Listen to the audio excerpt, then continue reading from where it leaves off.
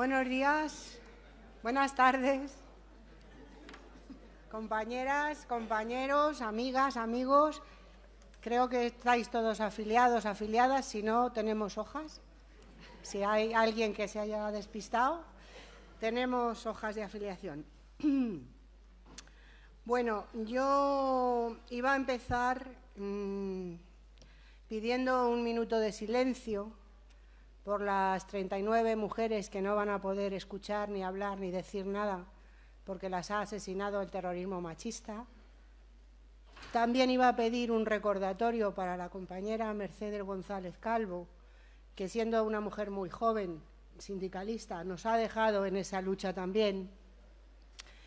Pero lo que voy a hacer es pedir una reivindicación de todas esas mujeres, de las sindicalistas, de las activistas, de las políticas, de las condenadas a muerte, de las que están en las plataformas. Y un recuerdo también, porque a Antonio estoy segura que lo hubiera hecho, pero no le ha dado tiempo, un recuerdo para las mujeres del sindicato que también han hecho el sindicato y que no tienen problema de culto a la personalidad porque somos invisibles. Entonces, como seguro que él lo iba a decir si le hubiéramos dado 10 minutos más, pues ya lo digo yo, que también está bien. Entonces, deciros eso, que no queremos más silencio, que hemos pasado de la queja a la denuncia y que además eso lo hemos hecho no solas, sino con mujeres de todo el mundo, con mujeres de toda la sociedad y con un trabajo en comisiones obreras que no siempre se reconoce y no siempre se ve. Pero también tengo que decir que cada vez son más los compañeros hombres que se van incorporando a la lucha por la igualdad, sobre todo porque es una causa justa, luego porque somos ya el 44% de la afiliación y luego también porque quien más crece en afiliación y en fidelidad de quedarse en la organización son las mujeres. Y esas mujeres votan también en las elecciones sindicales.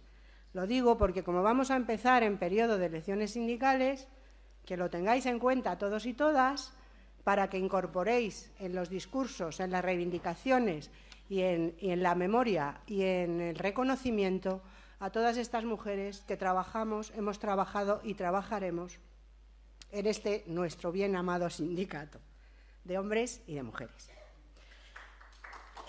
Bueno, como tenemos poco tiempo y yo con un micrófono, pero sí que quiero decir algunas cosas. Mirar, las mujeres como transformadoras de la sociedad y de la historia, que es como se titula esta mesa, esto no ha empezado ni en el cuarto congreso, ni en el tercero, ni en el segundo. Esto ha empezado en la prehistoria, ya las que me habéis oído, no os asustéis que no lo voy a contar todo, pero sí deciros que la primera transformación fue que la hembra mona, esta que decimos, la de Darwin, se pone de pie, modifica su pelvis, que permite parir un cráneo más grande que alberga un cerebro más grande. Es decir, que todos estos ilustres y todas estas ilustras son producto de una evolución de la hembra humana, que si no seguirían teniendo el cráneo del mismo tamaño. Eso, una cosa.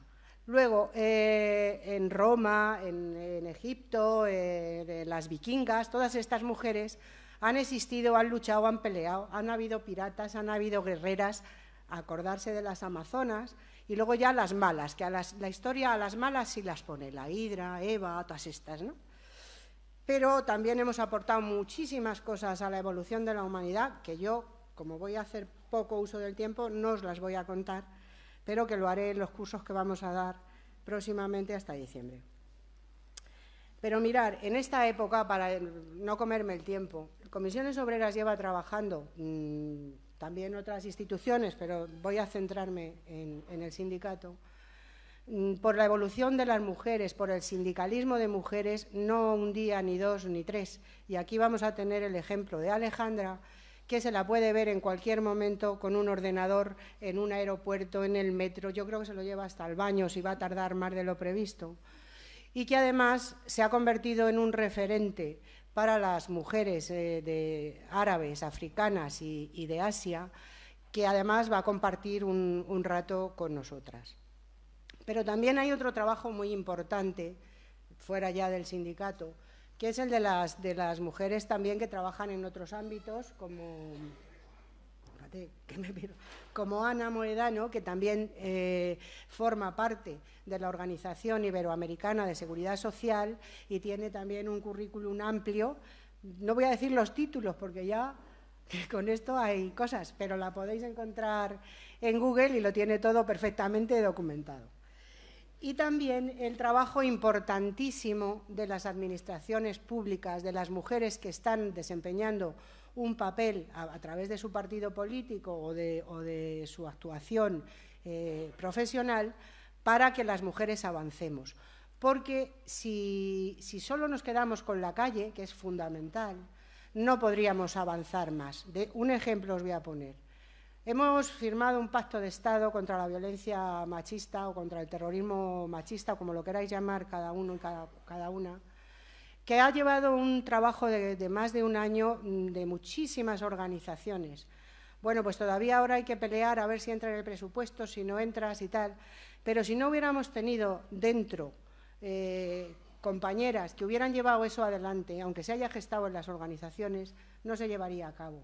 Igual que no se hubiera llevado a cabo la ley de igualdad, ni la ley contra la violencia, ni la ley, bueno, la ley de conciliación, que sepáis que la hizo el PP y que afortunadamente luego la superamos en el 2007 con la ley de igualdad, ¿no? Pero bueno, habría mucho que hablar, pero no toca.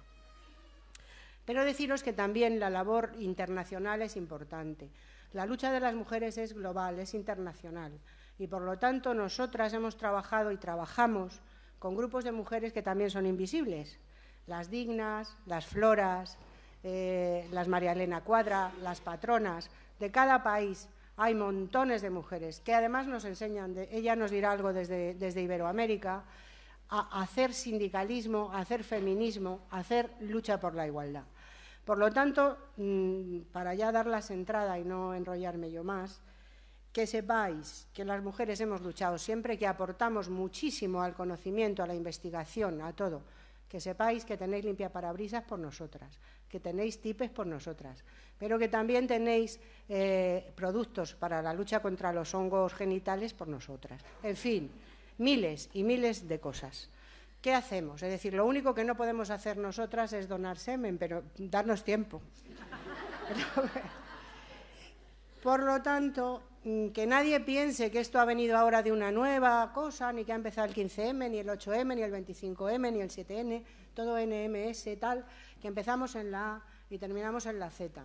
Y a lo mejor inventamos un nuevo alfabeto para hacer las mesas de género en primer lugar en nuestras acciones, no en el último. Más que nada por la incontinencia verbal de algunas de nosotras. Y ya sin más os voy a dar el protagonismo a vosotras para que nos transmitáis vuestra experiencia. Son gente que está escuchándoos con muchísimo interés y doy la palabra en primer lugar a Ana Moedano, que es directora de Programas de Servicios Sociales y Equidad de Género de la Organización Iberoamericana de Seguridad Social. Y bueno, luego es diplomada, graduada, experta universitaria en género, máster de dirección y gestión de los sistemas de seguridad social, en fin, que nosotras tenemos estudios también. Así que tienes la palabra. Eso sí, yo soy un poquito borde con el tiempo y tenéis 15 minutos. Como sois mujeres, pues vais a hacerlo bien.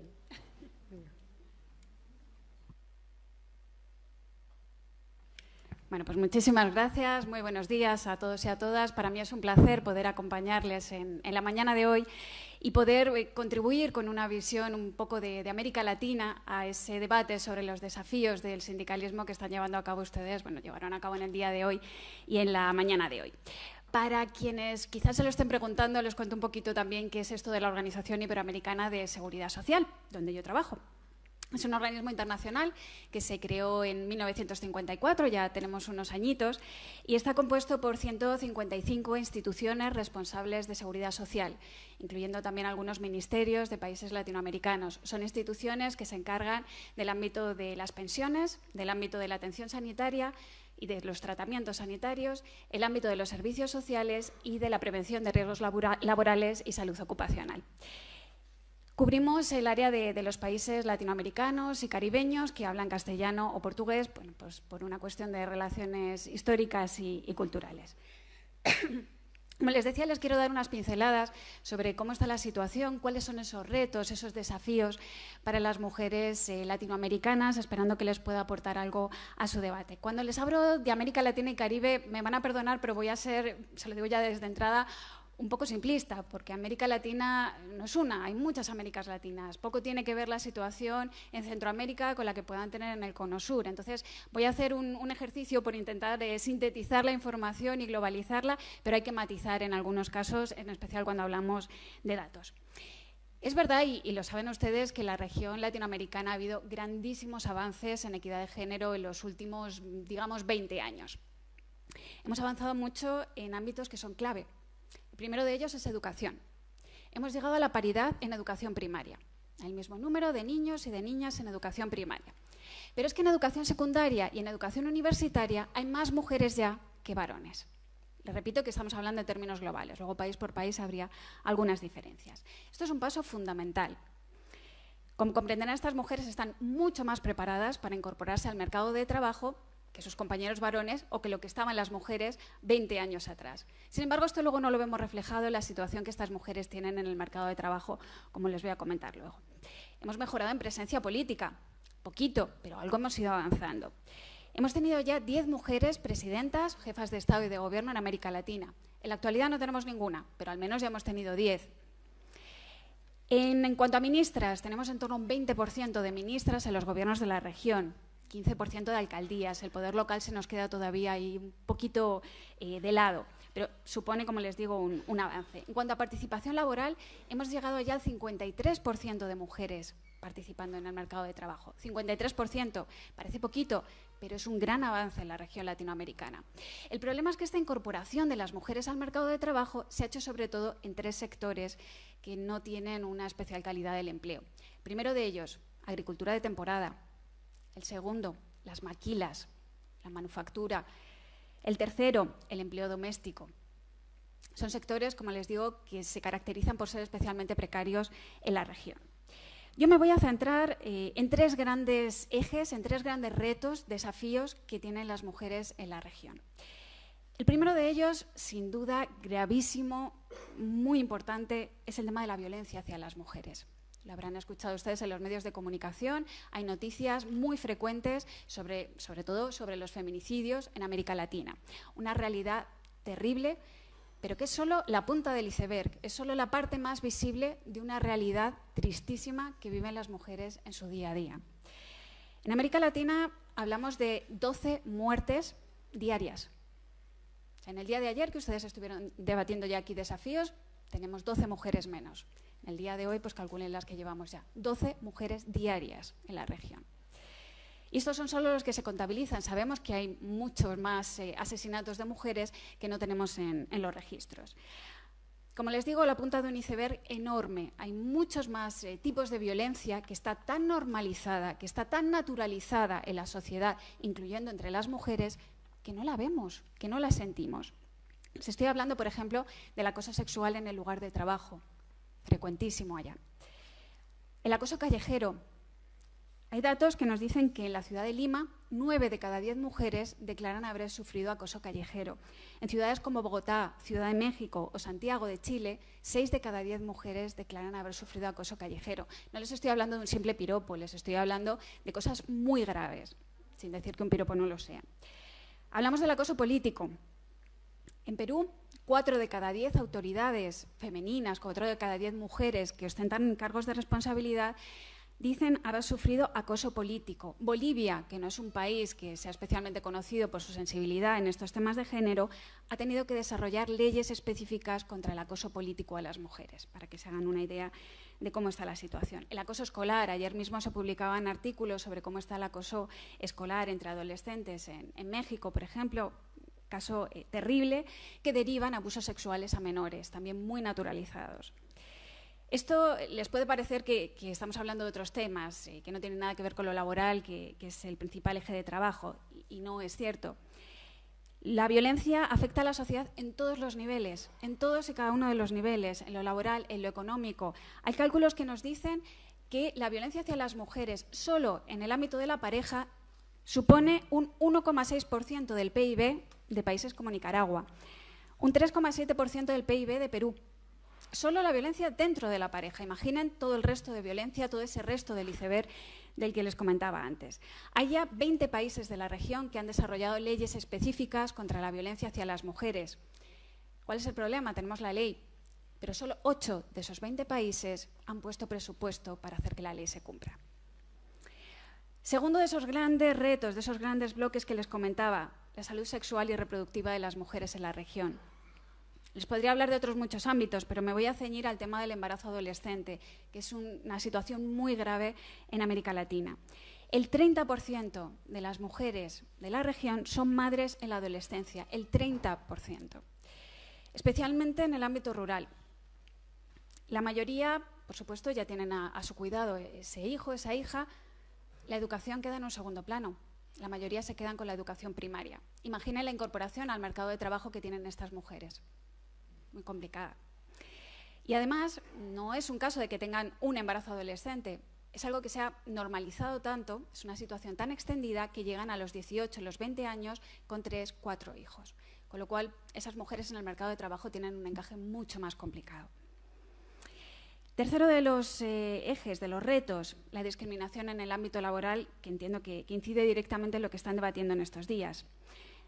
Les podría hablar de la brecha salarial, que estimamos en torno hasta un 26% en algunas zonas de la región, la segregación vertical y horizontal del mercado de trabajo, etcétera.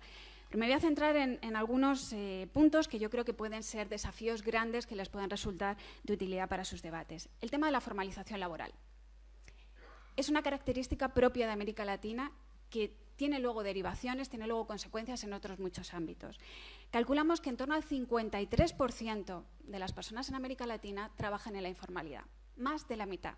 En algunas zonas de la región estamos llegando hasta el 70% de personas trabajando en la informalidad. 70%. Además, hablamos de países en los que los sistemas de protección social son puramente contributivos. Es decir, si yo no cotizo, si no tengo un trabajo formal y estoy pagando mis cotizaciones, no tengo acceso a pensiones, por supuesto, pero tampoco tengo acceso a asistencia sanitaria, tampoco tengo acceso a servicios sociales. Estoy completamente fuera, estoy completamente desprotegido, desprotegida por mi sistema.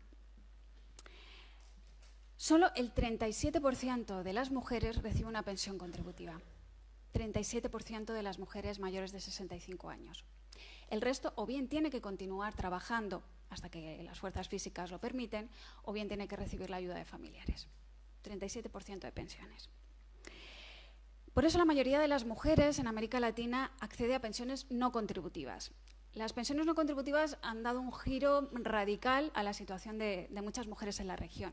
Han sido un elemento clave, forma parte de ese piso de protección social de la OIT. Han sacado del umbral, les iba a decir, de la pobreza, casi de la indigencia, a muchas mujeres y a muchas familias que dependen de ellas. Pero sí que es cierto que la cuantía de estas pensiones no contributivas nunca se va a acercar a la cuantía de una pensión contributiva. Por mucho que hayan beneficiado la situación de las mujeres, nunca van a ser comparables. Estamos hablando de cuantías en algunos países de $30 al mes, de $40 al mes. Aunque el nivel de vida sea diferente, entenderán ustedes que con $30, $40 al mes no hay una calidad de vida digna en ningún lugar de la región. Por ello, uno de esos desafíos es hacer hincapié en la formalidad laboral de las mujeres, en su formalización, porque aumenta notablemente la protección social y hay muchas maneras de incentivar esta formalización laboral. Los incentivos fiscales, las bonificaciones en las cuotas a la seguridad social, el que sea obligatorio tener un trabajo formal, unas cotizaciones, en el trabajo independiente, que en algunos países ni siquiera es obligatorio para los trabajadores y trabajadoras autónomos el estar afiliados a un sistema de protección social. Otro de los grandes ejes dentro del ámbito de trabajo son las tareas de cuidado. Esto sucede también en Europa, pero en América Latina casi que creo que lo vemos con especial claridad. Aquí siguen persistiendo los estereotipos tradicionales de género. El hombre es el proveedor, el que trabaja fuera del hogar, y la mujer tiene las responsabilidades de cuidado, hijos e hijas, y en muchos casos también de padres y madres, bueno, todos esos ascendientes, porque seguimos manteniendo con más fuerza esa cultura de los cuidados en familia. En parte porque los servicios sociales tampoco dan esa facilidad de colaborar en los cuidados, y también en parte son cuestiones todavía culturales. Les decía que las mujeres se incorporan al mercado de trabajo, pero siguen manteniendo las responsabilidades de cuidado en casa. con lo cual estamos generando esa doble jornada de trabajo dentro y fuera. Las mujeres tienen más incidencia, más interrupciones de la carrera profesional para esos cuidados de menores y de personas mayores. Y además tenemos un mayor número de madres cabeza de familia, madres que cuidan solas, porque sean solteras o porque su pareja no participa ni en los cuidados ni en la manutención económica de los hijos e hijas, se encargan solas de su familia. En esto de las tareas de cuidado también, cuando no son las mujeres las que se ocupan del cuidado de su propia familia y de las tareas domésticas, está la contratación de trabajo doméstico externo, que es otro de los grandes problemas de la región. En América Latina saben que el coste de la mano de obra es inferior al de Europa, entonces es mucho más habitual en algunas zonas la contratación de una persona, una mujer interna, les digo mujer porque en el 95% de los casos son mujeres, una persona interna que viva con la familia, que se ocupe de los cuidados y de las tareas de limpieza doméstica. Se han hecho muchos esfuerzos por formalizar ese trabajo doméstico, pero sigue habiendo muchísima informalidad y unas condiciones realmente precarias de las trabajadoras del hogar. Sigue estando cargado con muchísima burocracia la formalización del trabajo doméstico. Las cotizaciones de las trabajadoras de hogar siguen siendo muy altas. En algunos países son más altas las cotizaciones que los beneficios que después recibiría esa mujer trabajadora a cambio. Hay una grave falta de conocimiento de los derechos por parte de esas propias mujeres. No conocen cuáles son sus derechos laborales. Y una falta de cultura previsional. Al final, la protección social no deja de ser una forma de ahorro para la vejez o para el momento en que yo tenga algún problema para trabajar. Y tenemos una grave falta de cultura previsional. Los salarios, los recursos son tan bajos que solamente llegan para cubrir las necesidades de hoy y no nos da para pensar en el día de mañana. Esto también deriva en lo que llamamos las cadenas internacionales de cuidado. Y esto sucede también dentro de América Latina. No son solo los flujos migratorios que vienen para Europa. Una mujer peruana puede dejar en Perú a sus hijos e hijas al cuidado de otras mujeres y marcharse a cuidar a los hijos e hijas de una mujer colombiana, por ejemplo. Ya que estamos creando esas cadenas de cuidado internacionales que al final sustituyen unas mujeres por otras en el cuidado de las familias. También está la falta de permisos de paternidad, un tema que también en España estamos hablando recientemente. Bueno, pues allá, imagínense, la situación es todavía un poquito más precaria. Hay pocos países que tengan reconocidos el permiso de paternidad y el número de días sigue siendo reducido. Argentina tiene 2 días de permiso de paternidad, Brasil, México, Chile, 5 días de permiso de paternidad. Colombia 8, Uruguay 13, Ecuador y Paraguay 15 días de paternidad. Como ven, son permisos que en ningún caso se acercan a los permisos por maternidad. Y existen también algunos incipientes mecanismos para compensar por esas tareas de cuidado a la hora de optar por esa protección social. Son incipientes, pero son importantes. Ya algunos países los están poniendo en marcha. Les hablo de los bonos por el cuidado de hijos que se otorgan a las mujeres que han sido madres y que han dedicado años de su carrera profesional a ese cuidado de hijos. Es el caso de Chile o en Bolivia, por ejemplo, que se descuenta del número de años cotizados que hace falta para optar a una pensión, se descuentan los años dedicados al cuidado de hijos e hijas o de personas mayores. Como les digo, todavía muy comenzando, pero con un papel importante. En ningún caso, por supuesto, estos mecanismos de compensación van a equivaler a lo que esa mujer hubiera conseguido, hubiera logrado en su carrera profesional si hubiera estado dedicando esos años a su trabajo en lugar de a su familia. Termino también en este ámbito de la discriminación laboral mencionándoles la importancia clave del papel de los sindicatos. Para ustedes y para lo que trabajen con sus compañeros y compañeras en América Latina, porque sé que Comisiones Obreras se destaca por su solidaridad internacional, por su trabajo con otros sindicatos global, pero sobre todo con América Latina. Nos parece que es imprescindible una mayor implicación de los sindicatos en la igualdad de género. Nos parece clave. Ustedes están muy cerca de la ciudadanía, muy cerca de los trabajadores y de las trabajadoras y necesitamos que la representación sindical sea sensible con estos temas y que tenga una formación en estos temas. Es cierto que en muchos países se han creado ya unidades de género en los sindicatos, departamentos, unidades, llámese como sea. Y esto es importante que haya equipos especializados que se ocupen de la igualdad de género, pero no es suficiente, hay que dar un paso más. La igualdad de género debería impregnar todo el trabajo de sindicatos, y se lo digo aquí porque están ustedes en un sindicato, pero le podía hablar igual de un partido político, de una ONG o del organismo que fuera. Es importante que esto sea transversal, que impregne cada una de las actuaciones que haga la entidad.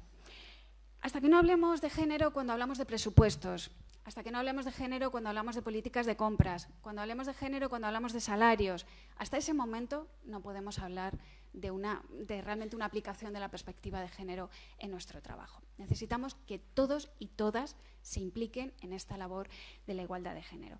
Porque a veces nos comenta la gente de los sindicatos allá que bueno, hay cosas muy urgentes, hay cosas más urgentes que los derechos de las mujeres. Primero vamos a los derechos laborales, luego ya después nos ponemos con estas cosas de género.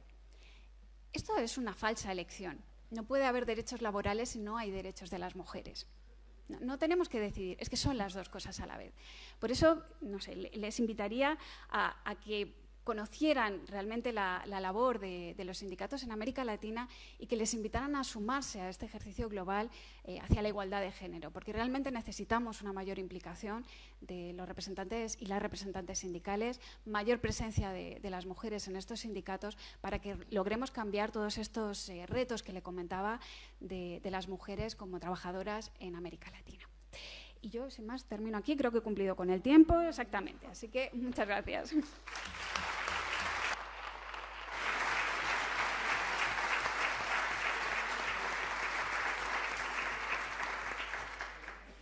Muchas gracias, Ana.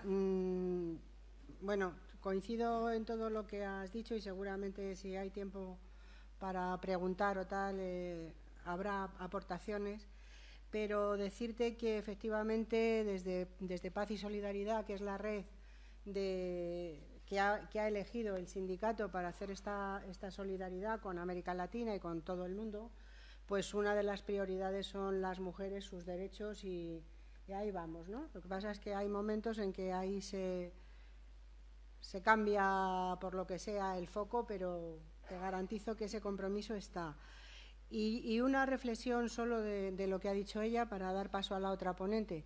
Fijaros que los problemas que ha planteado son los mismos que tenemos aquí, pero claro, con la diferencia de que habla de países más empobrecidos, más dominados por el capital, pero que el patriarcado tiene los tentáculos igual y allí tienen una brecha del 26, aquí tenemos una brecha del 24. Claro, no es lo mismo, no es comparable las situaciones, pero sí que por eso nos ponemos tan insistentes en que los problemas de las mujeres son globales. Y un dato, con un empobrecimiento de las mujeres de este calibre, a mí que luego me cuenten que cuando hay un vientre de alquiler es por altruismo, cuando se puede ir a América Latina, y por no hablar de otros sitios que hablará Alejandra, a hacer esto. Y que me digan también que las mujeres que tienen estas condiciones económicas, laborales y de precariedad, se le lanzan a la prostitución porque se ven realizadas, ¿no? Eso lo dejo ahí. Y ahora le vamos a dar la palabra a Alejandra Ortega, que es compañera del sindicato, ya os he dicho, es parte de la Confederación y es una verdadera institución en el mundo de la cooperación y del sindicalismo, y es representante de comisiones obreras en la OIT. Y bueno, vais a ver que es un placer escucharla, es un pozo de sabiduría. Es amiga mía además y de verdad que es una de las personas de las que se aprende trabajando con ella, pero no solo se aprende por lo que dice o por lo que escribe o por lo que hace, ¿no? Sino por el ejemplo de militancia, de verdad, de eso de se ha hecho a sí misma y tal, pues esta es verdad. Y además ha llegado a sitios donde yo estoy segura que pasen las direcciones que pasen, ella seguirá asesorando a las mujeres y seguirá haciendo sindicalismo por el mundo. Y bueno, lo vais a ver, ahí le dejo la palabra a Alejandra. Bueno, muchísimas gracias. Creo que se ha notado que somos amigas en la presentación por la generosidad de Pilar, que siempre la demuestra. Bueno, yo venía preparada para unos 30 minutos, pero me han dicho que son 15, así que voy a tener que cortar. Esa es la primera advertencia que os quiero hacer. Pero bueno, no es mayor problema porque la presentación está aquí y yo la he puesto a disposición de las compañeras que están organizando. Iré mucho más rápido de lo que vais a ir viendo en la pantalla, ¿no? Por una cuestión de tiempo. Y también les he dejado una reseña sobre una cuestión que tiene que ver con Marruecos, que luego voy a comentar, que me parecía de interés justamente para este foro. y os la van a distribuir después a vuestros correos electrónicos. La siguiente consideración antes de empezar es que cuando, lo dijo también Ana Moedano, cuando se habla de zonas tan extensas del mundo, pues el riesgo es que vamos a caer en cosas muy generales, ¿no? Y entonces así quiero que las entendáis y que posiblemente algunas cosas que voy a decir pueden aplicar para Marruecos y no van a aplicar para Kuwait o para Bahrein o para Palestina, porque son situaciones muy diversas. Hablar del mundo árabe como un bloque solo pues es una falacia, ¿no? Otra advertencia es algo que dijo ayer justamente... Sí, gracias. Que dijo ayer Unai cuando estuvo aquí en su intervención, que gracias al trabajo de difusión que están haciendo los compañeros aquí en este foro pude escuchar, y es que a veces cuando escribimos, las cosas que escribimos, él se refiere a la situación estatal y local nuestra, pues en 15 días las cosas han pasado de moda, ¿no? Bueno, pues en el mundo árabe nos está pasando esto continuamente y muy especialmente desde el año 2010, cuando empiezan las primeras revueltas en Túnez, que todos habéis conocido, y hasta este año actual, pues a veces, en mi caso, una escribe algo y resulta que dentro de 10 días hubiera escrito todo lo contrario, ¿no? Porque la realidad te arrasa realmente y ahora parece que las cosas están calmadas, pero no porque estén calmadas, sino porque se está hablando menos que a lo mejor en el año 2011, cuando cayó el régimen de Ben Ali y de Mubarak, ¿no? Que fue muy mediático, ¿no? En el plano mediático, el mundo árabe ha pasado, salvo las desgracias que conocemos, ha pasado a ser prácticamente cero. Y bueno, la ventaja que tengo en la exposición que voy a hacer es que, como Antonio Gutiérrez ha hecho una magnífica exposición hablando del sindicalismo en dictadura, pues muchas de las cosas que yo voy a comentar es eso, sindicalismo en dictadura y mujeres trabajadoras en terribles dictaduras. Yo tengo la suerte de no haber conocido la de Franco porque nací en el año 71. Para mí es historia, en el sentido de que sé lo que me han contado, como todo el mundo, lógicamente, y lo que ha contado en lo que tiene que ver con el sindicalismo hace un ratito Antonio. Pero, paradójicamente, me he visto en muchas situaciones donde de pronto he visto eso que yo había leído en los libros y en los papeles con una crueldad extrema y de una manera realmente aberrante, en algunos casos en los que yo luego voy a entrar, ¿no? Bueno, muy rápidamente... he traído dos elementos que mencionan la Organización Internacional del Trabajo, por una parte, y la Confederación Sindical Internacional, de la que nosotros somos miembros. La OIT, que nos dice, bueno, de manera global nos dice que las mujeres estamos todavía muy lejos de alcanzar la igualdad de género en el lugar de trabajo y que seguimos atrapadas en trabajos muy poco cualificados y que trabajamos más tiempo sin una remuneración, en ocasiones sin ninguna remuneración, en situaciones de esclavitud. A pesar de esto, en los últimos años, bueno, ha habido avances positivos para la situación de la mujer y, sobre todo, mencionan para la conciencia, ¿no? Para la sensibilización en la sociedad. Todo esto de manera muy general. Y ahí es donde se habla, por ejemplo, de la adopción de una agenda internacional, que es la de la Agenda 2030, para el Desarrollo Sostenible de Naciones Unidas, donde los temas de género están específicamente mencionados, que en varios de ellos, cosa que a lo mejor no sucedía con tanta nitidez en algunos documentos anteriores. La OIT además forma parte de esta agenda y eso es muy importante porque la tiene en el corazón de su actividad. Hay un documento de la OIT que podéis buscar con este título, Avance Global sobre las tendencias del empleo femenino, y ahí es donde se nos dice que especialmente la brecha del trabajo de hombres y mujeres es enorme en el caso de África del Norte, Asia Meridional y los estados árabes. En muchos de estos países, en estas zonas que acabo de mencionar, tener un empleo remunerado no basta para salir de la pobreza. Y, por ejemplo, en el caso de los estados árabes nos dicen que el 13% de las trabajadoras percibe un ingreso inferior al umbral de la pobreza, en comparación con el 22% de los hombres que trabajan. La CSI, por su parte, elabora un documento que también se encuentra muy fácil así, los dos están en lengua española, o sea que es fácil de consultar, que se llama Índice Global de los Derechos, que todos los años lo hace y se presenta durante la Conferencia Internacional del Trabajo en Ginebra. Se elabora, bueno, ahí lo explico básicamente, se nos pide a las confederaciones un cuestionario que se rellena con los datos de violaciones de derechos laborales y sindicales, eso luego se hacen unas reuniones regionales y finalmente elaboran este documento que es muy interesante. Clasifican los países del 1 al 5, el 1 sería el país ideal, entre comillas, aquel donde menos se violan los derechos laborales y sindicales, el 5 sería el peor, y luego hay una categoría que se llama 5 más o 5 plus, que es donde no hay ningún tipo de derechos porque se ha dado la desintegración del Estado de Derecho. habitualmente en conflictos bélicos, y en este caso el mundo árabe es un gran experto en este momento, ¿no?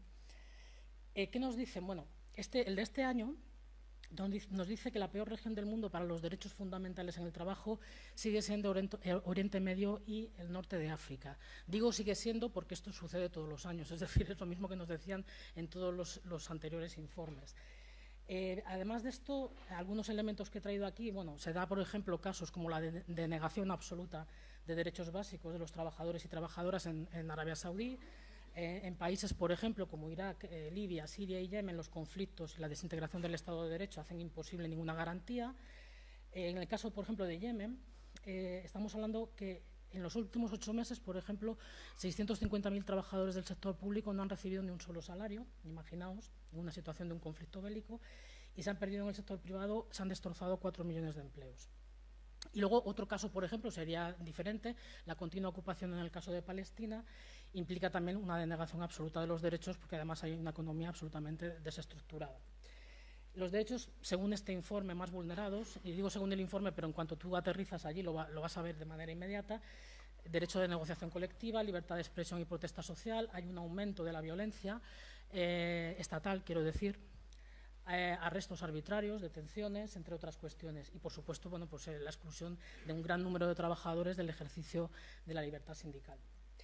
En el caso de las mujeres en concreto, bueno, pues el impacto de las movilizaciones árabes, especialmente desde 2010 hasta la fecha, ha traído que ha habido grandes modificaciones políticas. Ahora no tengo tiempo, por supuesto, para entrar en si son buenas o mejores o cómo van, porque cada país es una historia, pero eso ha puesto a la mayoría de los estados ante desafíos económicos muy graves, mucho más graves todavía de los que ya se daban, que estaban sin resolver en las situaciones anteriores, ¿no? Y ante eso la reacción, cuando la población estaba demandando, que por eso salieron a la calle, un nuevo contrato social, la reacción ha sido toda la contraria, ¿no? Más austeridad, mayor control estatal, y son medidas que han afectado, ya podéis imaginar, de manera especialmente grave a las mujeres trabajadoras. Esto ha condicionado la vida pública y la vida socioeconómica de las mujeres en el sur y en el este del Mediterráneo.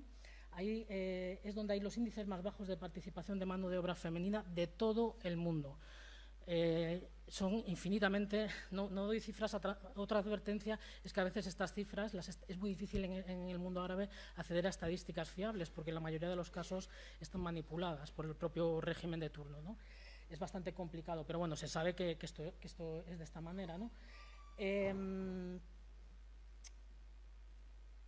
Y además hay un largo periodo de incertidumbre que arranca desde hace muchos años, mucho antes del 2010, porque había grandes manifestaciones y grandes huelgas en casi todos los países árabes, aunque no fueran mediáticas. Y a eso viene a sumarse la crisis financiera mundial, que también se da allí y agrava aún más la situación, y todo ese impacto, si lo podéis multiplicar por 1000, lo vais a ver en el ámbito rural. Esto lo digo de manera general porque eso aplica en casi todos los países. Lo hemos visto, también lo mencionó Ana para el caso de América Latina, ¿no? Las mujeres rurales, a pesar de su contribución a los ingresos de las familias y al crecimiento de sus comunidades, se encuentran en una gran situación de desigualdad que es abismal. Y además caemos habitualmente los occidentales, las personas que nos acercamos a alguno de estos países, caemos en quedarnos con la idea de la mujer urbana, habitualmente cuando hemos visitado Marruecos, la de Casablanca, la de Rabat, Túnez, El Cairo, las grandes ciudades, pero casi nunca vamos un poquito más allá a entrar en los interiores de los países, donde realmente tiene una la sensación de que se ha ido a otra galaxia, ¿no? Que no tiene nada que ver ni siquiera con la capital de su país. Muy rápidamente, luego lo tenéis ahí en la presentación, yo lo que he hecho ha sido elegir algunos países porque son como paradigmáticos de algunas situaciones que se repiten en otros, no de la misma forma, pero bueno, nos pueden servir. En el caso de Argelia, por ejemplo, las mujeres han tenido un importante papel en el proceso de independencia político del país de Francia en el año 1962. Hay un avance muy lento, sin embargo, de la inserción de la mujer en el mercado laboral y también en el ámbito político. Lo hay, y cierta estabilidad en ese sentido, pero tampoco hay un progreso de leyes muy evidente. Esto es como el paradigma, digamos, de un país donde las cosas están, es una dictadura, evidentemente, donde las cosas están muy frenadas y hay una brecha muy grande entre la participación real de la mujer en procesos políticos muy importantes y luego cómo han quedado representadas en instituciones, en ámbitos políticos, en los propios sindicatos. Hay un desfase bastante grande que, como he dicho antes, aumenta tremendamente en el ámbito rural. Túnez. En el caso de Túnez, por ejemplo, sería otro modelo, es el símbolo de la revolución. Ahí comienzan las primeras revueltas a finales de 2010, aunque, como digo, el mundo no empezó en el 2010. En Túnez y en otros países había habido grandes revueltas, sobre todo en sectores mineros y del textil.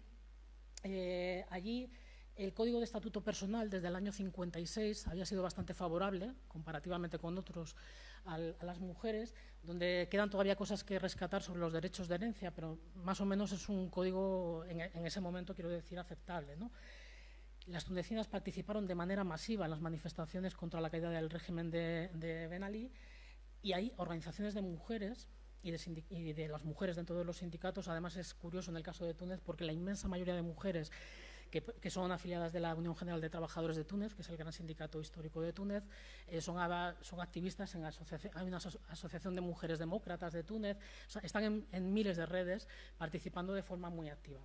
Hay mejores datos de inserción económica, pero aún así os doy un dato solo. Por ejemplo, en la propia UGTT, que ha sido la institución, el sindicato vertebrador de la historia de Túnez, no solamente de la revolución reciente, es fundamental en la historia de Túnez el sindicalismo. Solamente hay una mujer en este momento en la comisión ejecutiva que logró incorporarse después de presentarse 4 veces en el año 2017, que es justamente la responsable de Relaciones Internacionales. Es decir, que teniendo incorporado en los documentos y en otros ámbitos los ciertos discursos que podrían ser a lo mejor similares a los que aquí podemos tener, sin embargo, la realidad es esta. La realidad es que hay una única mujer por el momento en la UGTT, ¿no?, que en el plano teórico tienen muy asumido ese discurso. Egipto sería otro modelo diferente, donde hemos visto que Mubarak prácticamente cae 20 días más tarde que Ben Ali. Había grandes huelgas, las mujeres en el sector textil, que es inmenso en Egipto, sobre todo en la zona del algodón, y que se trabaja en una zona industrial del Cairo que se llama Mahal al-Kubra.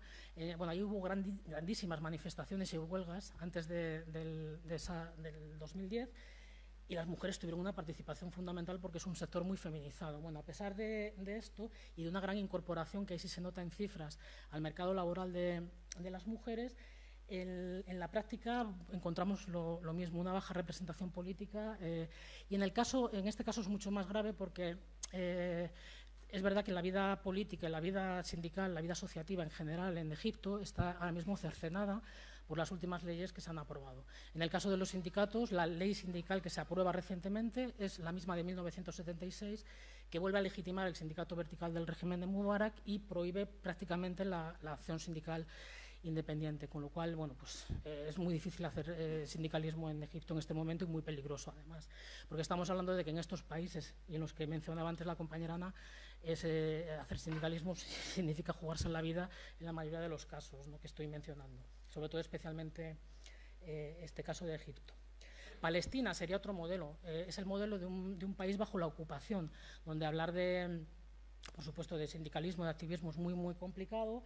La ocupación de Israel obstaculiza cualquier desarrollo normal, y en el caso de las mujeres, si antes decíamos el mundo árabe es del porcentaje de incorporación de la mujer más bajo, Palestina es el más bajo dentro del mundo árabe. Es de una gravedad extrema, o sea, las cifras son pues mínimas.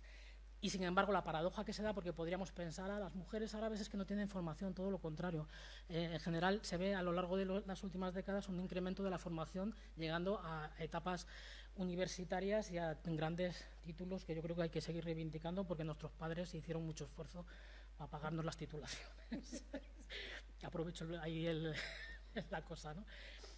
Bueno, la participación política sigue siendo muy baja, y aquí hay una cosa muy, muy significativa, y es que hay una alta tasa de violencia ejercida contra las mujeres en los territorios palestinos ocupados, aparte de la violencia estatal con la que ya viven de la ocupación en el ámbito doméstico, y siguen habiendo lo que se denomina los asesinatos por honor. No, es un caso peculiar en el sentido de que vivir bajo la ocupación desestructura cualquier ámbito de la vida, ¿no? La situación en Cisjordania y Gaza, como digo, ahí se caracteriza por un gran número de paradojas. Una de las que cito es esta, ¿no?, que hay un alto grado educativo en las mujeres, muchas de ellas universitarias, que además por un problema también de movilidad, porque cuando tú tienes que atravesar 18 controles militares para poder acceder a un puesto de trabajo, con violaciones de todo tipo y humillaciones de todo, físicas de todo tipo y observaciones de todo tipo, es muy, muy complicado. Al final, si no te convence tu familia, tú misma te vas a convencer. Bueno, 18 humillaciones al día a lo mejor son muchas, ¿no?, para el salario que me pagan además. Entonces, al final, lo que sucede es que la gente se queda en casa, ¿no? Quería mencionar el caso de las trabajadoras asiáticas, aunque no son mujeres árabes, las trabajadoras asiáticas en el mundo árabe, que es de una gravedad extrema, porque aquí se aplica un mecanismo que se llama la kafala. La kafala es, bueno, iba a ser un poco educada, pero bueno, es esclavitud en estado puro.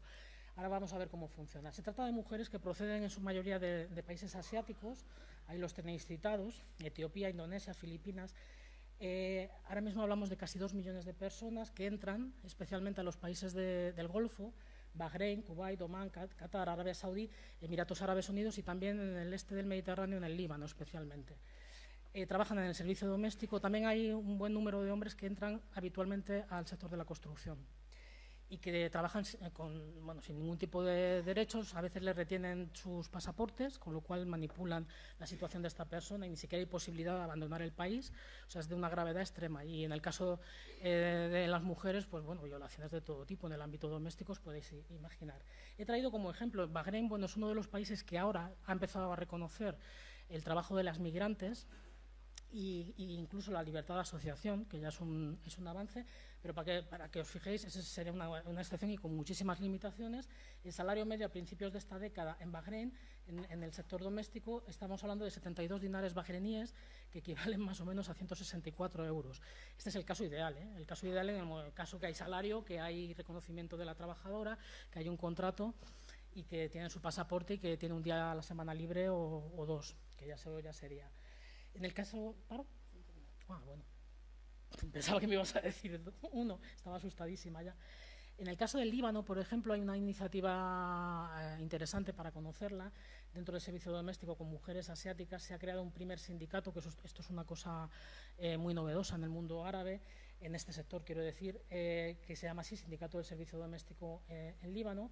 200 trabajadoras de Sri Lanka, Etiopía, Camerún, Nepal y Bangladesh, con el apoyo además de un sindicato libanés, que eso es interesante también, ¿no? Porque normalmente en según qué países el sindicato nacional no afilia al trabajador extranjero, con lo cual se queda en una indefensión, imaginaos, no muy grande. Bueno, es un caso que si buscáis por internet información es importante y es interesante. Y diréis, uy, se ha olvidado de Marruecos y eso que son los vecinos, que los tenemos aquí al lado. Bueno, no lo he dejado para el final.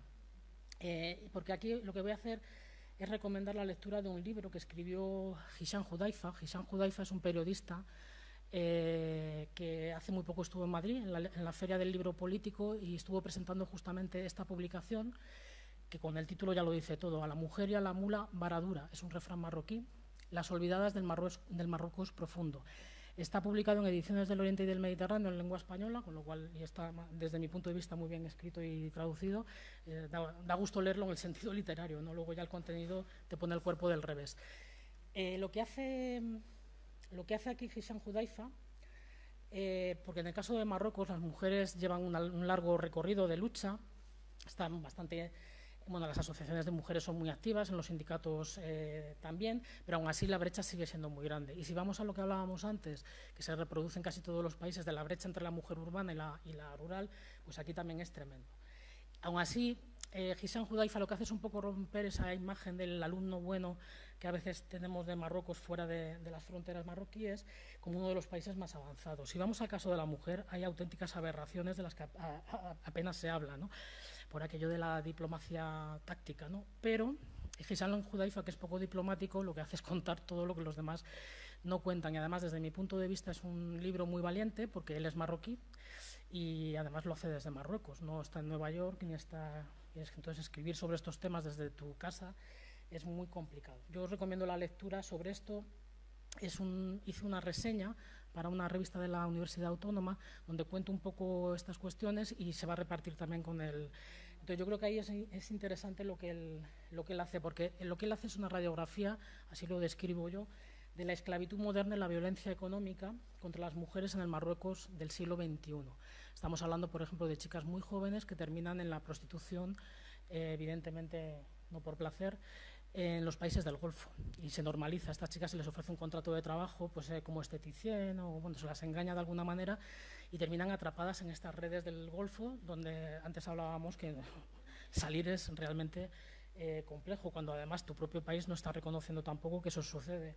O estamos hablando, por ejemplo, de mujeres que en algunas zonas del interior de Marruecos siguen entrando sin ningún tipo de protección en las minas antiguas que fueron abandonadas por la colonia francesa, cuando las minas dejaron ya de ser productivas para la metrópoli francesa, bueno, pues quedan abandonadas y durante un tiempo siguieron entrando los locales, los hombres abandonaron también y hay mujeres que siguen entrando a arañar un poco de las piedras un material que luego venden a los turistas, pues porque tiene, bueno, es precioso, no recuerdo el nombre, lo dicen, el del material, quiero decir.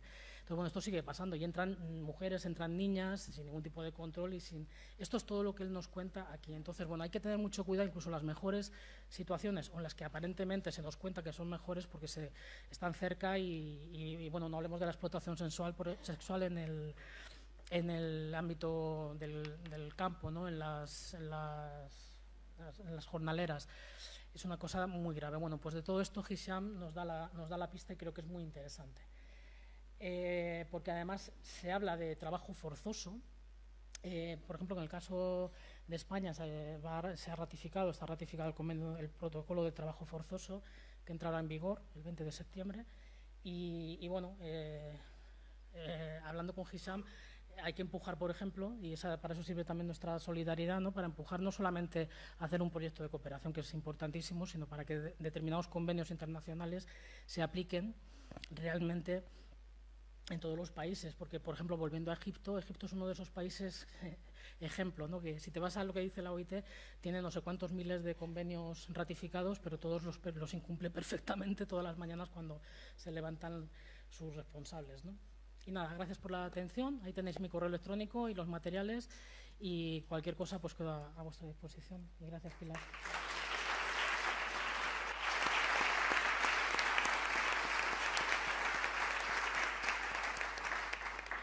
Bueno, son tan disciplinadas. Bueno, de la intervención de Alejandra yo dejaría unos puntos y luego lo que vosotras y vosotros queráis, y es demostrar que las mujeres en ningún momento ni en ningún sitio aceptan su situación pacífica ni sumisa, ni de forma sumisa, ¿no?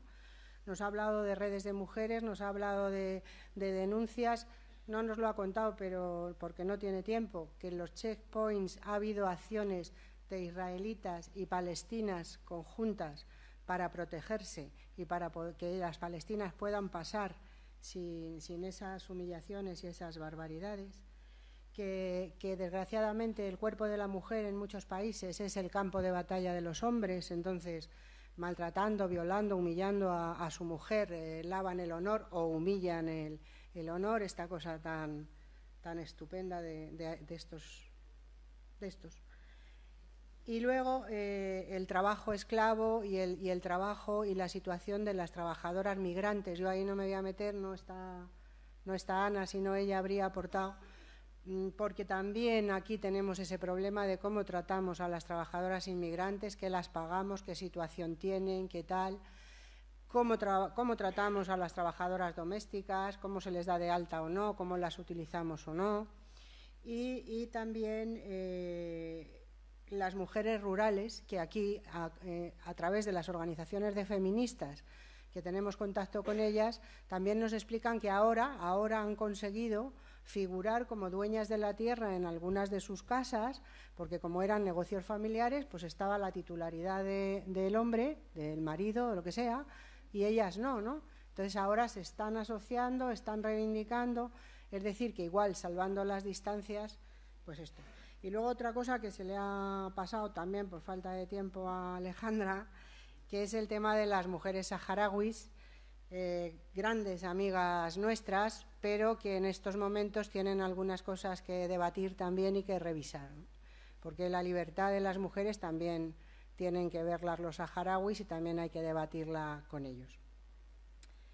Por lo demás, lo ha dicho todo ella y muchísimas gracias. Os pasaremos la reseña del libro y la presentación de Alejandra, porque vista despacio da para muchas cosas.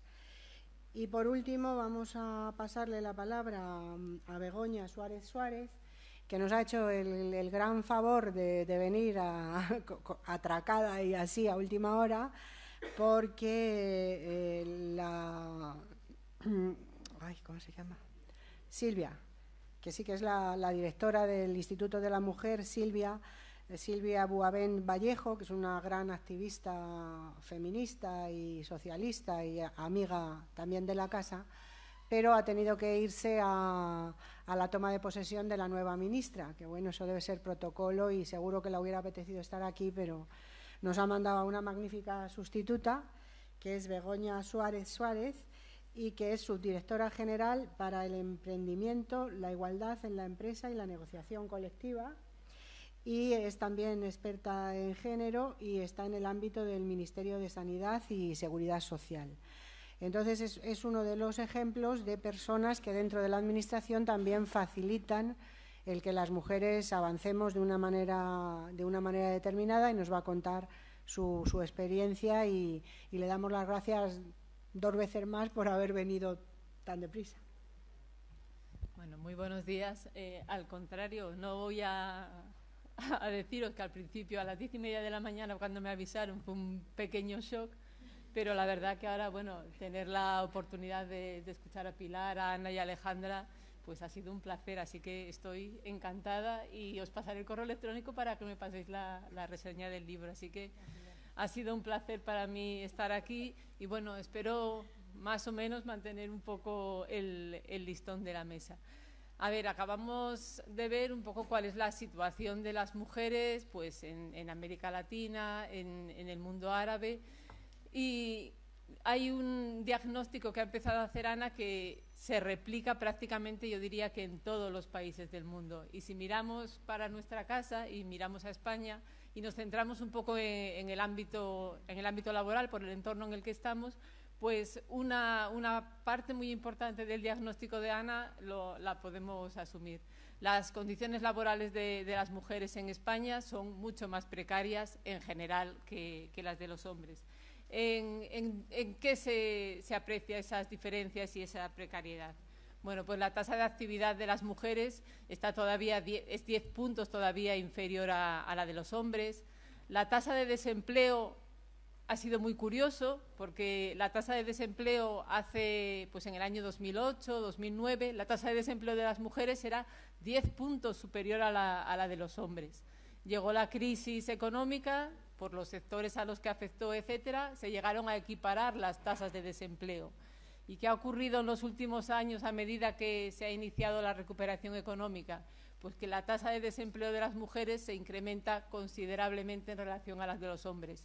Quiero decir que a la hora de las vacas flacas muchas veces las cosas se equiparan, pero cuando empieza a mejorar a las mujeres les cuesta mucho más recuperar el empleo y recuperar la calidad en el empleo. Si nos fijamos, pues, quién tiene la mayor parte de los contratos a tiempo parcial, pues el 75% de las personas que tienen un contrato a tiempo parcial son mujeres. También la temporalidad les afecta más. Hay una importante segregación horizontal y vertical del mercado laboral. Igual que nos decía Ana que ocurre en América Latina, pues en nuestro país las mujeres se concentran en determinados sectores, en el sector servicios, en el sector relacionado con la educación, con los cuidados, que son sectores que yo siempre digo que son esenciales para la sociedad, porque son la base de la sociedad, y sin embargo económicamente y culturalmente están tan poco valorados. Las personas que nos cuidan, a los que confiamos, a nuestros hijos, a nuestras hijas y a las personas mayores, pues el valor que les damos lo conocemos todas y todos. Y existe también una importante segregación vertical. El nivel educativo de las mujeres a día de hoy es superior al de los hombres en nuestro país. El 58% más o menos de las personas que se licencian en las universidades en los últimos años son mujeres.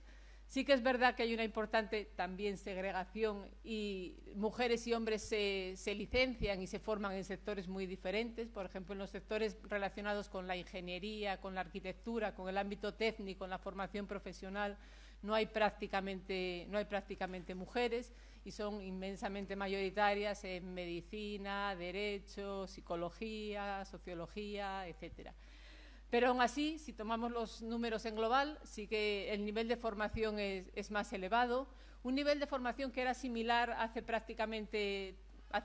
30 años, porque yo muchas veces te encuentras con gente que te dice, bueno, pero no pasa nada. Porque, a ver, las mujeres, esto estaba vinculado a que hay muy pocas mujeres en puestos de alta responsabilidad. Entonces, mucha gente te dice, no pasa nada, a medida que el nivel educativo de las mujeres vaya subiendo, pues irán llegando.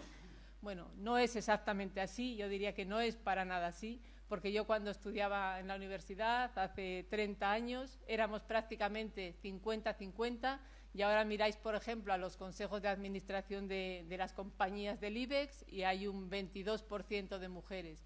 Miramos a los comités de dirección, que tienen una responsabilidad más ejecutiva, y hay todavía menos. Entonces sí que hay barreras que hacen que la formación no se traduzca en una igualdad en el ámbito laboral. Y luego también una parte muy importante que condiciona la incorporación laboral de las mujeres es la dedicación a las tareas domésticas y de cuidado.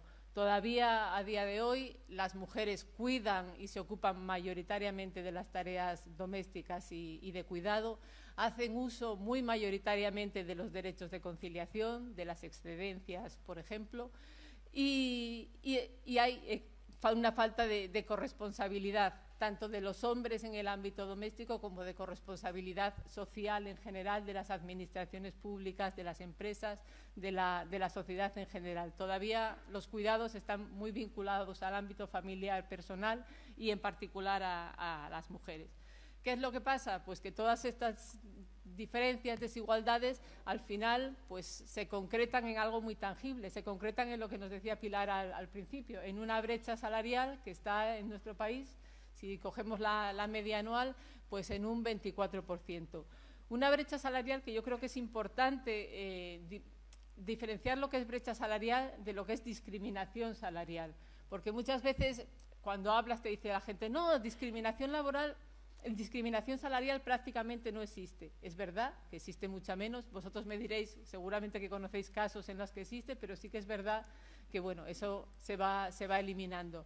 Lo que sí existe es una gran brecha salarial, por todo esto que os estoy comentando, porque las mujeres trabajan en sectores diferentes, trabajan menos tiempo, trabajan con peores condiciones, abandonan el mercado laboral y luego cuando vuelven pues han perdido salario, han perdido oportunidades de promoción, etcétera. Todas estas brechas han ido evolucionando a lo largo de los últimos años, pero no han cambiado significativamente, aparte del tema de la tasa de desempleo, que sí que ha habido ahí un salto. El resto pues van evolucionando, las tasas de actividad se van acercando, pero sí que es verdad que los avances son muy lentos. Es muy importante que en España yo creo que sí que podemos presumir y de haber tenido una ley, de tener una ley de igualdad aprobada en el año 2007 que ha sido pionera en el ámbito internacional. Una ley que hace hincapié en la necesidad de incorporar la perspectiva de género en todos los ámbitos, en el ámbito de la cultura, en el ámbito de la salud, en el ámbito laboral también, y que yo creo que ha supuesto... Bueno, pues que ha supuesto grandes avances. Por ejemplo, la ley obliga a negociar planes de igualdad a las empresas que tienen más de 250 trabajadoras, prevé el fomento de planes de igualdad para las pequeñas y medianas empresas, dice que las mujeres tienen que ser un grupo prioritario en las políticas de empleo. Y aquí quiero hacer una matización en cuando hablamos de grupo prioritario. Seguramente que conoceréis mucho mejor que yo muchos documentos que salen a veces del Ministerio de Empleo, los planes anuales de empleo y tal, y se dice, en relación al colectivo de mujeres, a ver, yo creo que eso es una interpretación que no debemos permitir ni las mujeres ni los hombres, porque somos mujeres y hombres, pues más o menos 50, yo diría que según las estadísticas hay un poco más de mujeres, un 51 a 52. Entonces, a ver, no es un colectivo, es una parte de la población, la mitad, un poco más de la mitad de la población, y lo que tenemos que hacer es que las acciones que se pongan en marcha, pues se analice cómo van a afectar a las mujeres y a los hombres, sin considerar pues un colectivo a ninguno de ellos, ni a mujeres ni hombres. Y bueno, luego también la ley pues insiste en que la presencia de mujeres en los puestos de alta responsabilidad debe de ser equilibrada, cosa que lamentablemente, como no se prevén sanciones, no se ha alcanzado. Y también insiste en la necesidad en la posibilidad de poner en marcha medidas de acción positiva en la negociación colectiva, que eso yo creo que es un reto que, bueno, que todavía se puede mejorar y en el que tenéis pues un importante trabajo las organizaciones sindicales. Bueno, ¿qué ha pasado? A ver, probablemente después de 10 años de la aplicación de la ley, podríamos haber hecho una ley tan buena y eso, ¿por qué no nos ha hecho avanzar más rápidamente? A ver, yo creo que tenemos que reconocer que hemos avanzado en muchas cosas. Por ejemplo, en el tema de la participación equilibrada en la representación política, yo creo que eso es un avance importante. Pero creo que tenemos que analizar la ley desde el punto de vista crítico y ver qué es lo que se puede mejorar y pasar en muchas ocasiones de la parte también cuantitativa a la parte cualitativa. Por ejemplo, cuando hablamos de participación equilibrada y de presencia equilibrada, que yo creo que es muy importante intentar que hombres y mujeres estemos, pues eso, equilibradamente representados en todos los puestos de altos y de baja responsabilidad. Pero creo que hay que ir un poco más allá y pasar de lo cuantitativo a lo cualitativo en el sentido de decir, bueno, muchas veces las mujeres pasan y los hombres permanecen. Y eso es una cosa que es importante abordar porque al final muchas veces el poder se construye con el tiempo y muchas veces las mujeres todavía somos intercambiables. Lo importante es que haya una participación equilibrada, pero si vamos a analizar quién se ha mantenido en tal puesto durante los 10 últimos años, por ejemplo en el Parlamento, pues se puede hacer la estadística y hay muchos más hombres que mujeres que se han mantenido durante mucho tiempo. Otra discusión es si hay que estar más o menos tiempo, pero bueno, eso es al parte. ¿Qué? 5, pero nada, me tengo de sobra. A ver, bueno, simplemente, porque luego igual hay debate, podemos hablar. Pero, ¿qué creo yo qué paso hay que dar para avanzar en una ley que yo sí que creo que es una ley buena, la verdad? A ver, pues hay cosas muy mejorables. Por ejemplo, la ley hace mucho hincapié en esto de incorporar la transversalidad de género a todas las actuaciones, que igual que vale para las actuaciones de la administración pública, vale para el documento o para los análisis que se hagan desde cualquier ámbito. También entiendo que desde el ámbito sindical. Yo creo que eso, por falta de formación en muchas veces, porque no se sabe cómo hacerlo, pues eso falla. Y fallamos muchas veces en la elaboración del diagnóstico de las situaciones. Y muchas veces haces un plan y si el diagnóstico que haces no es acertado, pues el plan ya cojea. Y yo creo, no hablo del ámbito sindical, que no lo conozco bien, pero lo que veo de los planes muchas veces que se hacen desde las administraciones es que el diagnóstico no es adecuado y después del diagnóstico adecuado pues salen unas medidas que no afectan igual a mujeres y a hombres. En la participación equilibrada de mujeres en puestos de alta responsabilidad, yo creo que se puede dar un paso más y que al final, si las cosas no ocurren de forma natural, pues es que habrá que forzarlas de alguna manera. La ley decía que en 2015 los consejos de administración de las grandes empresas tenían que ser equilibradas. Os digo que estamos en el 22%, pues yo creo que si han pasado 10 años y esto va tan lento, habría que hacer algo para poder avanzar más rápidamente. Y luego yo creo que también, a ver, es muy importante el papel de la negociación colectiva. Yo creo que tiene mucho recorrido la incorporación de medidas de acción positiva en la negociación colectiva y ahí también creo que es importante que, por ejemplo, pues no sé, en los comités de negociación o en el diálogo social también a todos los niveles haya una participación equilibrada de mujeres y hombres en todas las mesas. Y bueno, yo creo que básicamente esto es un poco en lo que yo creo que podemos avanzar y luego deciros, ya en los 2 últimos minutos, que desde el Instituto de la Mujer y para la Igualdad de Oportunidades lo que hacemos es fomentar que las pequeñas y medianas empresas hagan planes de igualdad con una subvención anual que lleva ya varios años, que es de unos 11.000 euros. También tenemos una página web que tiene materiales que se pueden consultar de cómo elaborar un plan de igualdad, cómo elaborar un protocolo de acoso, qué medidas son más eficaces para combatir la brecha salarial, por ejemplo, que os invito a visitar. La página web se llama Igualdad en la Empresa y sí que tiene materiales que son interesantes. Y luego también quiero ponerme a vuestra disposición porque el nombre de mi subdirección termina con negociación colectiva y yo creo que también desde la Administración pues tenemos mucho que avanzar en esa parte. Nada, muchas gracias por su atención.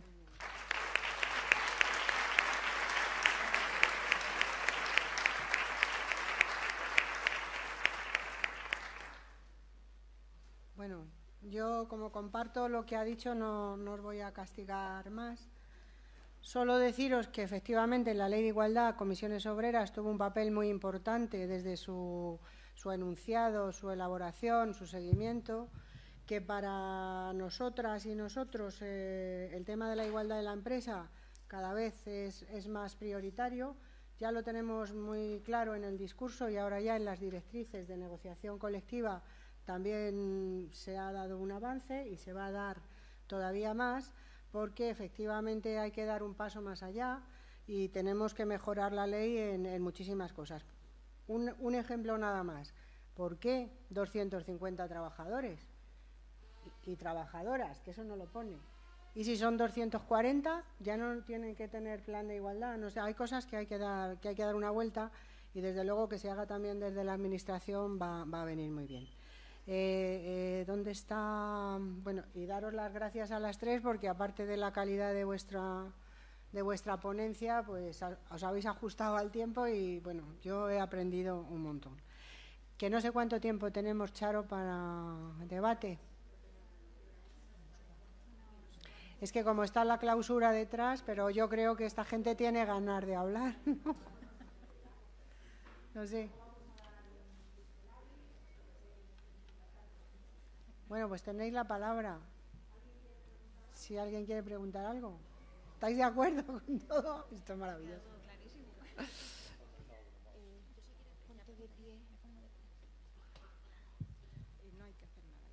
Vale. Pregunté ayer y no quería preguntar hoy para dejaros palabra, pero como no habláis, pues hablo yo. En primer lugar, quería agradeceros a todas que hayáis hecho del feminismo, bueno, y que lo estáis haciendo cada día, una lucha internacional, ¿no? Y bueno, yo desde mi lucha diaria, que es el tema de los planes de igualdad, voy a coger lo que acabas de decir, te tomo la palabra y te voy a escribir y te voy a dar la lata.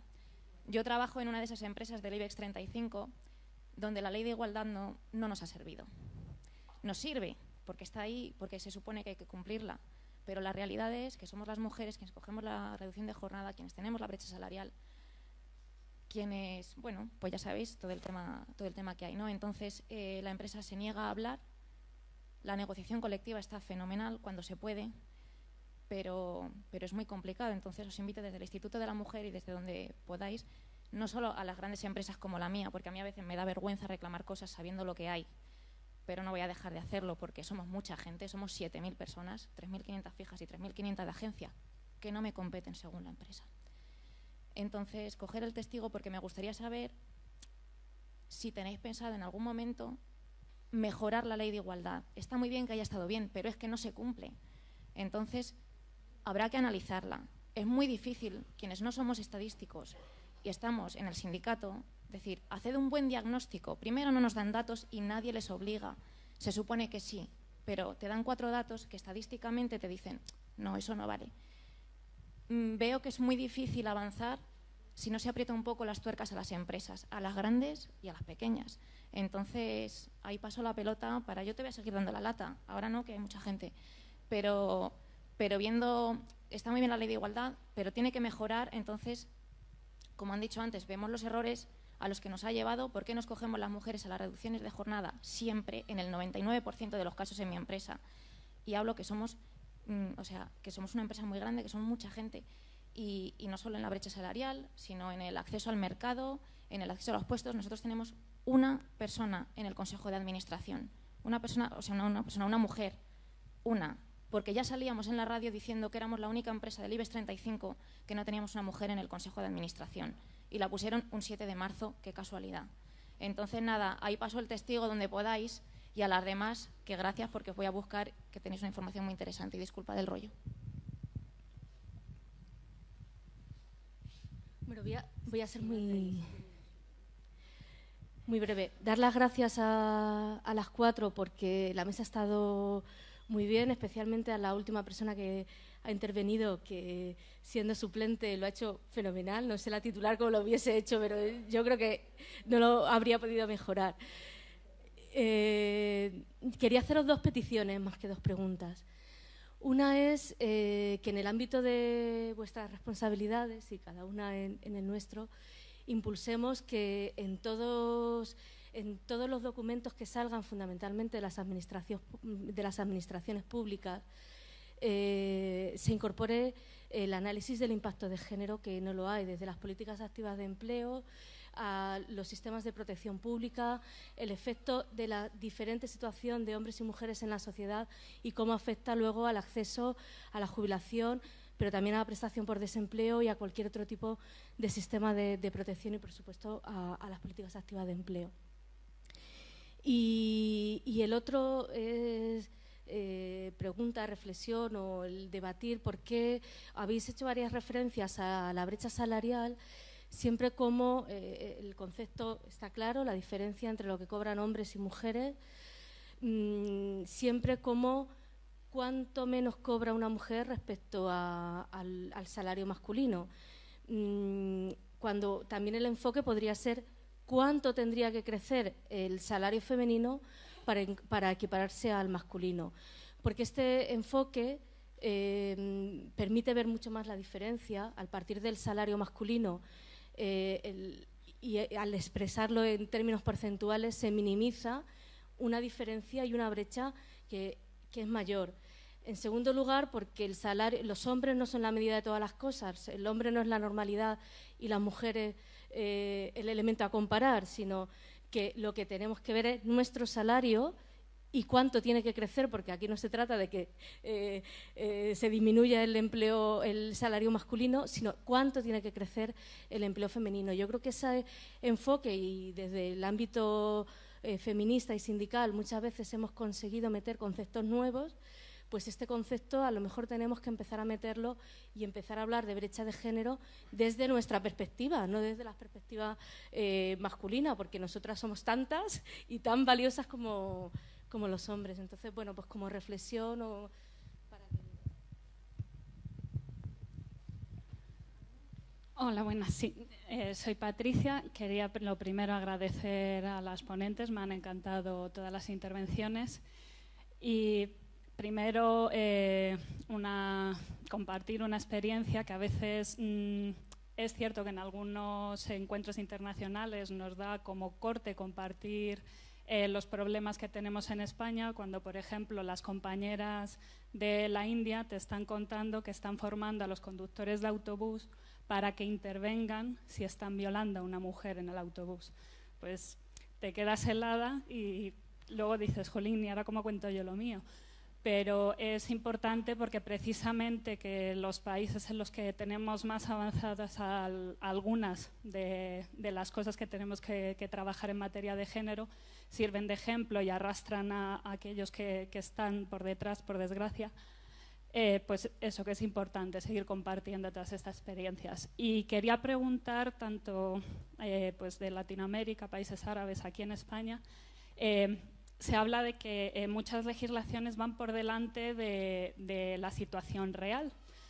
¿Cómo podemos hacer que se cumplan? ¿Cómo creéis que se puede hacer mejor? ¿Con incentivos y subvenciones, etcétera, o con multas y sanciones?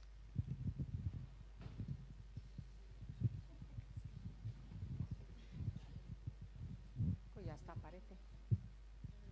Como voy a hablar poco... Lo que a Eva, que nosotras cuando hacemos los informes del 8 de marzo todos los años, hablamos del 24%, pero también decimos que eso es 7.980 euros menos, o sea, más que tenemos que ganar nosotras. Quiere decir que esa perspectiva es muy buena y está incorporada. Pero además también decimos que tendríamos que trabajar, 81 días menos para ganar lo mismo. Quiero decir que eso lo ponemos en cifras, ¿no? En cifras, pero también en ejemplos para que la gente lo vea, ¿no? Es decir, nosotras trabajamos 81 días más que ellos y ganamos 7.980 euros menos. Eso es una media, porque no es además en los sectores más bajos donde hay más diferencia. Incluso en las personas ejecutivas, eso Marta sabe mucho, en las personas ejecutivas hay una diferencia hasta de un 30 y un 35% de brecha salarial, por la disponibilidad, porque los ejecutivos tienen que viajar y no sé qué, y eso las mujeres no lo hacen. Y eso va perdiendo además carrera profesional en la empresa. Bueno, tendríamos para hablar, pero yo es que tengo muchas ganas de hacer un año una escuela de verano solo de mujeres. Vamos, solo de mujeres no, perdonad. Una escuela de género. Una escuela de género para hablar con amplitud, tranquilidad y agustamente, que dice mi nieta, de todas estas cosas, ¿no? Porque efectivamente decís cosas muy importantes. Y lo que decía Patricia, es verdad que a veces da como reparo, ¿no? Pero nos viene muy bien saber, por ejemplo, que en el Plaza Rana hace unos años se quemaron vivas no sé cuantísimas mujeres y niños haciendo vestidos para Benetton, para Zara, para tal, que luego nos cuesta muy, muy barato. Y claro, como ganamos menos, tampoco nos podemos comprar cosas en sitios muy no sé qué, ¿no? Entonces es la perversión esta del patriarcado, de la globalización y del capitalismo. Y me callo, que ellas son las protas.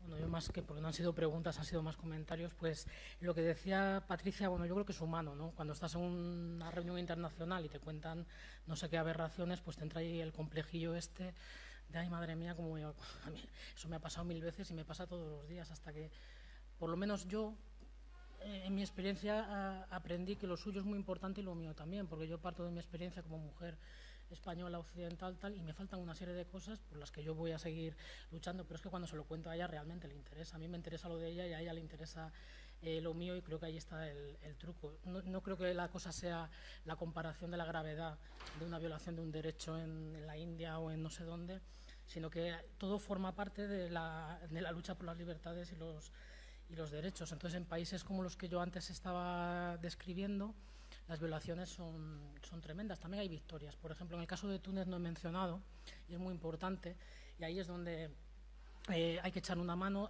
que se acaba de aprobar muy recientemente una ley de violencia de género, que eso es muy novedoso en un país árabe. Está recién aprobada, con lo cual hay que ver ahora el desarrollo, la puesta en marcha. Si a mí una tunecina de según qué sector o de qué parte del país me explica su situación, yo voy a decir, ¿cómo le voy a contar lo mío, no? Pero es que es lo mismo, es decir, lo mismo, salvando que estamos luchando por las mismas cuestiones. Entonces ellas van a necesitar la solidaridad nuestra de acá, y en muchas ocasiones nosotras vamos a necesitar la suya, porque tampoco estamos tan gloriosas, ¿no?